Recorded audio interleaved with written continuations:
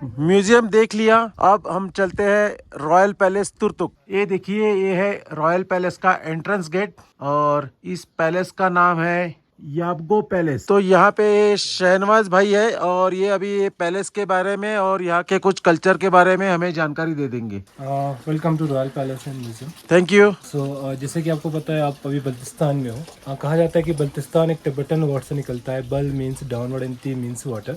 हमने देखा होगा जितना पानी है ऊपर से नीचे की तरफ जा रही है, और स्थान जगह को बोलता है। हिंदुस्तान, पाकिस्तान, अफगानिस्तान स्थान जगह को बोलता है। सो पानी ऊपर से नीचे जाने वाली जगह को बल्तिस्तान कहते हैं, और यहाँ पे रहने वाले लोगों को बल्ती कहते हैं। सो अभी आप बल्तिस्तान में हो। आपको ये पता होगा before 1971 Turtuk was part of PoK. Turtuk PoK का एक पार्ट हुआ करता था। तो आपको ये पता होगा कि पूरा हिंदुस्तान में पहले राजा महाराजाओं को दौर हुआ करते थे। तो this house is first build by Abu Turab Khan, one of the famous king of Yabgo dynasty, who built this house in 16th century. For the 3 months of summer, he used to stay here. King Turab Khan built this small palace in Turtuk because the word Turtuk has been derived from Duktuk, which means stay here. जितने भी traders या merchants आते थे, they used to stay in Turtuk, and king wants to collect the taxes from the traders. इसीलिए राणा तुराब खान ने छोटे से करके तुर्तुक बनवाया। जब 1947 से लेकर 1971 तक तुर्तुक पीओके में थे, तो पाकिस्तानी आर्मी ने इस घर को छावनी जैसे बनवाया। उन्होंने काफ़ी चीज़ें तोड़ फोड़ किया। फिर 1957 में फिर से रॉयल फैमिली के घर फिर से वापस मिला था। So I will show the architectures of this house, और रूम्स में आपको दिखाऊंगा। ऊपर दीवान खास में राजा महाराजाओं की हिस्ट्री के बारे में और उनकी सामान दिखाए जाएंगे। ये है यहाँ का रिसेप्शन और यहाँ की एंट्री फीस है वो पर हेड 100 रुपीज है। इसमें पूरा टूर जो है अपना पैलेस का वो गाइडेड होगा। ये आइबेक्स का रियल हॉर्न और स्कल है। आइबेक्स एक माउंटेन गोड होता है, पहाड़ी बकरा होता है जो इन पहाड़ियों में पाया जाता है। इसके ऊपर जो रिंग्स या नोट आपको नजर आ रहे हैं, it represent the age of ibex. और हर साल इसको दो दो रिंग्स आती है, और रिंग्स की वजह इसका एज पता चलता है कितने साल का है, कितने साल तक जिंदा होगा। और जो सीलिंग आपको ऊपर नजर आएगा, वो जो सीलिंग रोज की जो स्टिक्स है उसको इंटरलॉक करके बनाया गया है। इसको खत्म बंद बोलता है। आपने सुना होगा यहाँ पे कोल्ड स्टोरेज होता है। हाँ। नेचुरल कोल्ड स्टोरेज है वो। पानी यहाँ से ग्लेशियर वाटर आता है। ये पानी ऊपर से भी वहाँ पे जो हॉल जैसे उसके अंदर जाती है और नीचे से भी जा रही है। ऊपर से पानी, नीचे से पानी, बीच में दूध दही रखते थे। ये कोल्ड स्टोरेज या नेचुरल फ्रिज की तरह काम करता था, जो वो वाला मैकेनिज्म यहाँ पे अप्लाई करके उन्होंने बनवाया है। So please watch your head. ये जो आर्किटेक्चर्स आपको देख रहे हैं, ये सारा बल्तिस्तानी आर्किटेक्चर्स है, which are only seen in Baltistan. आप अभी बल्तिस्तान में हो तो ये सारे आर्किटेक्चर्स आपको सिर्फ यहाँ पे दिखाई देंगे। इस घर को 3 सेक्शन में बनाया गया है। जो पत्थर है, इसके नीचे भी टिम्बर बिछा रखा है, नीचे और एक फ्लोर है। नीचे वाला फ्लोर को कच्चा कहता है। जब ये 3 होल जब खोल देते तो नीचे वाले फ्लोर में लाइट आ जाती थी। आप जो इस घर के अंदर आता है, इसकी कंस्ट्रक्शन काफी छोटा नजर आता है। इसके पिलर्स और बीम्स काफी छोटा दिया है। ये वुडन कंस्ट्रक्शन का 3 मंजिला फ्लोर राजा तुराब खान ने काटर और क्रम्बी स्टाइल में बनवाया। इसको कारकुनी स्टाइल भी कहते हैं। बल्तिस्तान आपको पता होगा सिस्मिक जोन 4 में आता है। यहाँ पे अर्थक्वेक आने का चांसेस बहुत ज्यादा होता है। ये पिलर्स और बीम्स को लगाया जाता है ताकि अर्थक्वेक की वाइब्रेशन को एब्जॉर्ब करे। जब पिलर छोटा हो जाते हैं तो इसके रूम्स भी छोटा हो जाता है और दरवाजे ये सारा कुछ छोटा बन जाता है। जब दरवाजे और रूम छोटा हो तो 2 फायदे होता है। सर्दियों में थोड़ा सा आग जलाने से एकदम रूम गर्म हो जाती है, और गर्मियों में चिल रहती है रूम। जब 1947 से लेकर 1971 तक तो पीओके में, तो यहाँ पे पाकिस्तानी एक फ्लैग हुआ करता था पहले। अभी हम एक रूम में जाने वाले हैं। वो रूम पहले जनान खाना हुआ करता था। जनान खाना मींस लेडीज लिविंग रूम। इसकी खिड़कियां काफी छोटी छोटी है। छोटी खिड़की का मतलब बाहर से अंदर नहीं देख पाता था, अंदर से बाहर देख सकते थे। और अंदर थोड़ा डार्क भी आपको पता चलेंगे। जब राजा महाराजों के दौर खत्म हो चुके थे तो राजा अब्दुल्ला खान ने इस रूम को बल्ती किचन में कन्वर्ट कर लिया। सो मैं आपको दिखाने वाला हूँ कि टिपिकल बल्ती किचन कैसे होता है और उन्होंने कैसे सेटअप किया है। ये सारा पत्थर की बर्तने, ग्रेनाइट एक पत्थर होता है, उनकी बर्तने रखा है। यहाँ पे भी आप देख सकते हो, ये पत्थर का, this is also my stool. और यहाँ पे चूल्हा जलाता था, और ये पत्थर का है, आप देख सकते हो। और ऊपर ऊपर उन्होंने क्या बोलता है, चिमनी बना के भी रखा है। और यहाँ पे आप देख सकते हो, ये तांबे के बर्तन पे जो लोटस का शेप दिया गया और 9 डॉट्स है। आपको पता होगा शिवलिंग 9 प्रकार का होता है। तो शिवलिंग के ऊपर दूध या पानी अभिषेक करने के लिए ऐसे बर्तन यूज करते थे। This is part of Balti kitchen grand storage. अनाज बनाज यहाँ से निकाल के यूज कर लेते थे। ये दोनों पानी के लाइन पे आप नक्काशी कार्विंग्स देख सकते हो। ये सारा चाय के लिए उनको समावार बोलता है। समावार मीन्स सेल्फ बॉइलिंग केटल, एक रशियन वर्ड है। ऐसा केटल अफगानिस्तान, बल्तिस्तान, कश्मीर और सेंट्रल एशिया में पाया जाता है। बट इसके ऊपर जो नक्काशी किया गया है, वो नक्काशी अलग अलग जगहों पर अलग अलग नक्काशी किया जाता है। When we open this, a tube like structure inside the kettle that's for charcoal। इसके अंदर चारकोल डालती थी, साइड में चाय, इससे चाय गर्म रहती थी। जो होल नीचे बना यहाँ से हवा जाता था, वो चारकोल को जलाते थे और चाय गर्म रहती थी।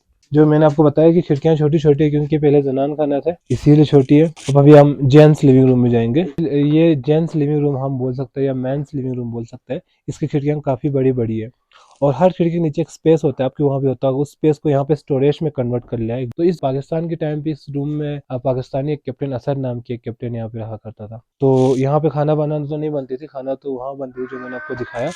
और यहाँ पे आग भाग जाता था गर्मी के लिए। यहाँ पे जो आप कार्विंग्स देख सकते हो, you can check the carving on glasses, देख लीजिए। हर एक ग्लासेस पे अलग अलग नक्काशी और अलग अलग डिजाइन है। इससे पता चलता है कि यहाँ ट्रू तो एक ज़माने में सेंटर हुआ करता था और यहाँ से अलग अलग जगहों से सामान आते थे। ऐसा सामान सिर्फ रॉयल फैमिली के पास नहीं, बाकी लोगों के पास भी होता है। जैसे कि आप बाहर से आ रहे हैं तो बाहर से कुछ न कुछ सामान लेके आएंगे और अपने फ्रेंड्स या किसी को लेके आएंगे अपने एरिया से, तो उसी तरह के सामान आपको यहाँ पे, this are the example of this. यहाँ पे आपको एक छोटा सा एक बल्कनी नजर आएंगे, दीवाने आम की तरह यूज करते थे। आम लोग नीचे गार्डन में आते थे, राजा यहीं से आम लोगों के साथ बात करते थे। इसी के जस्ट ऊपर और एक बल्कनी है, रानी बल्कनी हुआ करता था। जब राजा प्रजा के साथ बात करे तो रानी ऊपर से देख रही थी, उनकी बातें सुन रही थी। अभी हम फैमिली और सेक्शन से होकर गेस्ट सेक्शन में जा रहे हैं। तो गेस्ट वाला दरवाजा यहाँ से है, यहाँ से गेस्ट आते थे और वहाँ दीवाने खास में राजा से मिलके यहीं से वापस जाता था। तो ये 3 सेक्शन था मैंने आपको बताया। एक फैमिली वाला सेक्शन बीच में, वो मतलब प्राइवेसी रहते थे उसमें।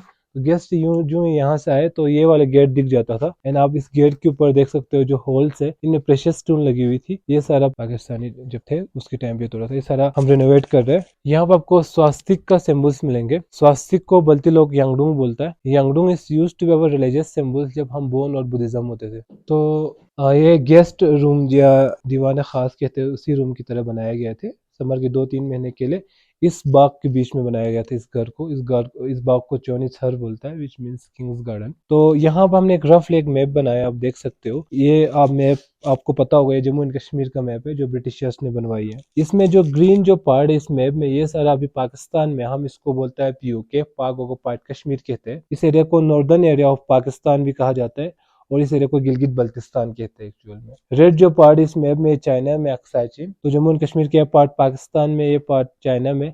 इतना सा एरिया हमारे पास है और हम यहाँ पे तुर्तुक में, तुर्तुक सेंटर में हुआ करता था। मैंने आपको बोला आप लोग आए लेह से खरदोला, खलसा, डिस्किट, हुंदर होकर आप तुर्तुक पहुंचे हो। पहले जमाने में आप सेम रूट से जाते तो लेह 4-5 दिनों में पहुंचते थे। लेह से आप तिब्बत भी जा सकता था। इस रूट से जाते तो कारगिल, कारगिल से कश्मीर जाते थे। सीधा जाते तो गिलगित होकर अफगानिस्तान, और सिलिक रूट से जाते तो काशगर, काशगर से सेंट्रल एशिया। तो इन चारों जगह जाने के लिए तुर्तुक से होकर ही जाना होता था और राजा टैक्स लेते थे, इसी पर्पस के लिए बनाए गए। आप जो नुब्रा वैली एंटर करते तो आपके साथ एक रिवर आता है जिसे शयोग रिवर कहते हैं, जो आपके साथ आके तुर्तुक से पीओके चले जाता है। उस रिवर का ओरिजिन चाइना से आता है। रिवर चाइना में एक लेक है, कमराम लेक, यहीं से रिवर आता है। चाइना से शयोग, फिर नुब्रा, फिर तुर्तुक, तुर्तुक से पीओके, पीओके में एक जगह है केरेस, केरेस में इंडस रिवर के साथ ये रिवर मिलता है। इंडस रिवर आता है मानसरोवर लेक से जो कि तिब्बत में है। फिर लेह, ये संगम पॉइंट जो जांस्कर रिवर के साथ मिलता है।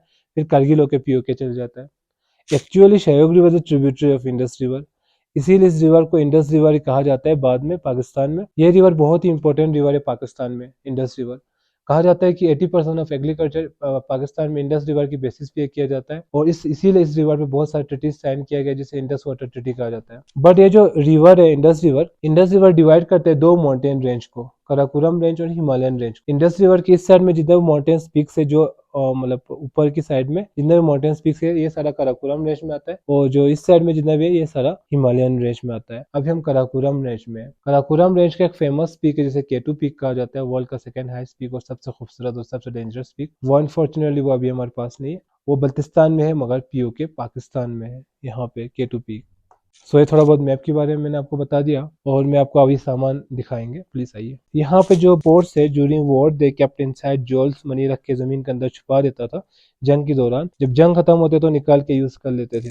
यहाँ पे जो इस सेक्शन में जितना भी सामान है, ये लास्ट रूलर के सामान, कुछ सामान रखाया गया है। फर्स्ट से लेकर 9th कॉइन तक यहाँ की लोकल राजाओं का सिक्के है। उसके बाद ब्रिटिश आया था, फिर पाकिस्तान, फिर अभी हमारे हिंदुस्तान का सिक्के आपको नजर आएंगे। ये कलेक्शन ऑफ द कॉइन्स जिन्होंने रूल किया उनका यहाँ पे सिक्के रखा हुआ है। ये गुलाब पाशा है, इसके अंदर इत्र डाल के लड़कियों के ऊपर छीटे जाते थे। और नीचे जो वॉकिंग स्टिक है वो राजा अब्दुल्ला खान का वॉकिंग स्टिक है। ये भी आइबेक्स का सिंग से बना हुआ है। ये बो एंड एरो, ये भी आइबेक्स का सिंग से बना हुआ है। ये कर्नल सवांग रिंचन का फोटोग्राफ है जिन्होंने 1971 में इस एरिया को कैप्चर करने में मदद किया। फिर है ब्रिगेडियर शेरजंग थापा, फिर है जनरल जोरावर सिंह। जनरल जोरावर सिंह ने लद्दाख और बल्तिस्तान को जम्मू एंड कश्मीर की पार्ट बनाए गए थे। ये टर्बन देख सकते हो, इसके अंदर तावीज होते थे। मानते थे कि नेगेटिव एनर्जी से दूर होंगे। हिस्ट्री ऑफ बल्तिस्तान है, ये रिटन बाय मौलाना हिशमतुल्ला, उन्होंने लिखी है। कुरैश डायनेस्टी के बारे में लिखी गई है। और ये हेड वुडन है, हॉर्न रियल है। ये बेग मंथाल बाहर से आया हुआ है।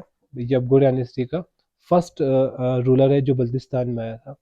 उससे पहले बल्तिस्तान में यपोलहंग नरमा नाम के एक तिब्बतन राजा रूल करते थे, बोन रिलीजन से बिलोंग करते थे। तो यबगो बेग मंथाल सेंट्रल एशिया से यहाँ पे आया था और बल्तिस्तान को कब्जा कर लिया। और ऊपर आपको जो आर्किटेक्चर्स आपको नजर आ रही है, इस आर्किटेक्चर को खत्म बन बोलता है। खत्म मीन्स एंड एंड बन मीन्स लॉक। हर एक लकड़ी के पीसेस की एंड को दूसरे लकड़ी के पीसेस से जुड़ा हुआ है। ये पूरा इंटरलॉक करके ये पूरा डिजाइन बनाया है, एक दूसरे से जोड़ के पूरा। ये पूरा फैमिली ट्री है यबगो डायनेस्टी का, कहाँ से कहाँ तक रूल किया है वो सारा है। ये रानी बालकनी है। जब राजा प्रजा के साथ बात कर रहा था तो रानियाँ यहीं से बैठ के उनकी आवाज़ और लोगों को देख रहा होता था यहीं से ही।